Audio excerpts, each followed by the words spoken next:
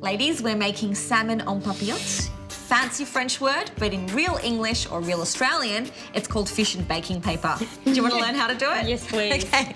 So first off, we start by putting a piece of baking paper in the base of a baking tray, just like so. We've got some pre-cooked potatoes that are going to go into the bottom. And then some fresh dill, because salmon is nothing without dill. At least that's what my grandma says anyway. Sage, do you want to cut open the salmon? We can put that directly on top. All right, so there's one big piece of salmon for the whole family. Wow. Just gorgeous. Tracy, why don't you slice up those zucchinis? But be very careful, got a sharp knife. I'll show you how to do the first one. Top and tail it, and then we're going to cut it into quarters lengthways. Okay. So it's thick enough and it will cook at the same time as the salmon. And you can do that with the rest of the zucchini. Thank you. And because we are baking it all together in that one pan inside the paper, we do want it to be all sort of even thickness and sizes to each other so that they all do cook at the same time. All right, let me grab those ones. Thank you. And Tracy, look, this is a great family-sized piece of salmon so that you can feed everyone, and it's so rich in omega-3, so it's great for the kids. And you guys are so sporty and active, so it's important to eat healthy meals like this.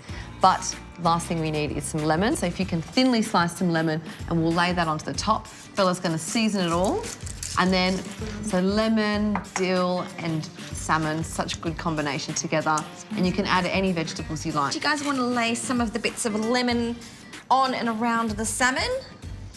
You can make it look very rustic, which means it doesn't have to be perfect, it just has to be delicious. We like that. And a few good dollops of butter go on there.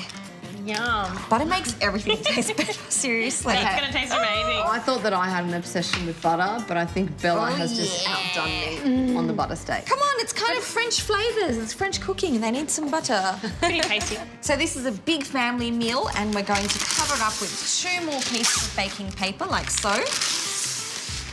And that's going to keep all of the juices locked in. It's nice and strong so it won't break, and it really keeps all that steam and all the extra flavours in there.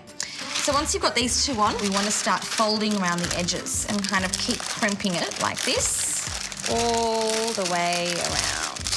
And this is really going to lock in all of that steam, and it's going to gently cook that fish, and it's going to be perfectly flaky. Yum.